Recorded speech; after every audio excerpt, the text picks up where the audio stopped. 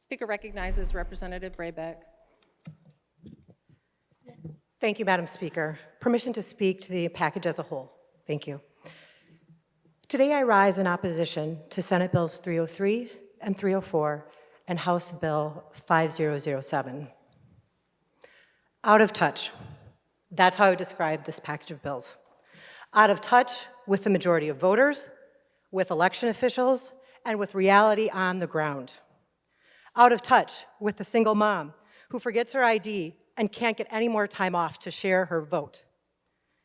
Out of touch with the Michigander who regularly relies on signing an affidavit in case something goes wrong.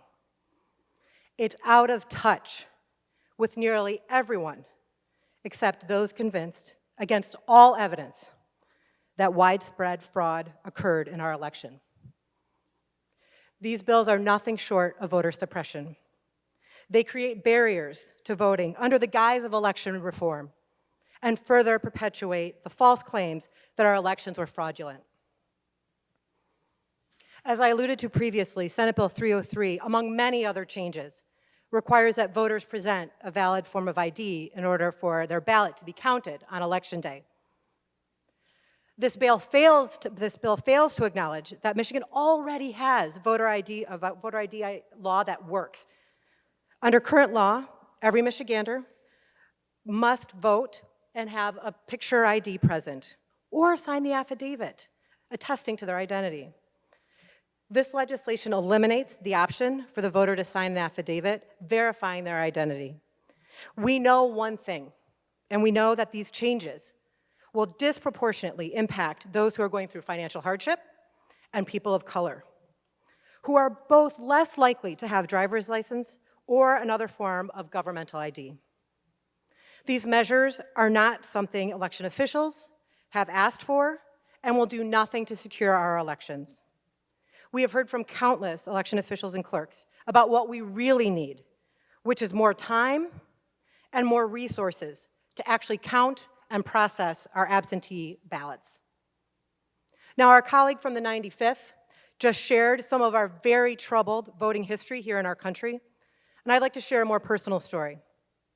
For multiple years, during our kids' spring break vacation, I curated civil rights tours, and we would spend different times in cities which were instrumental in our civil rights era.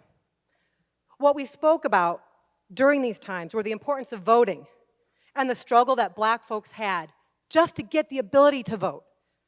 On one of those trips, we were in Birmingham, Alabama, and our kids, they were then 12 and 10, and they could not believe, they were shocked to learn about poll taxes, literacy tests, and grandfather clauses, all measures that were put in place to keep Black folks from voting.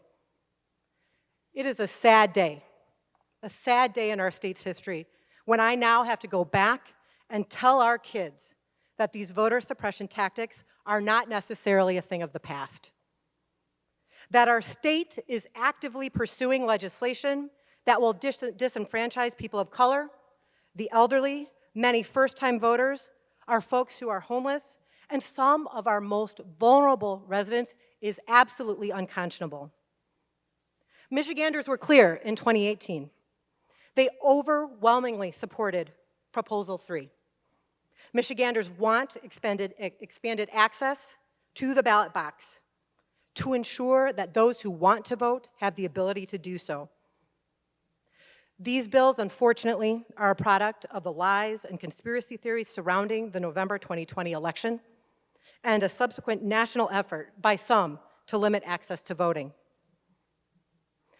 I urge my colleagues to vote against these bills and protect the right of Michiganders to exercise their constitutional right that has been fought so hard for by so many to vote.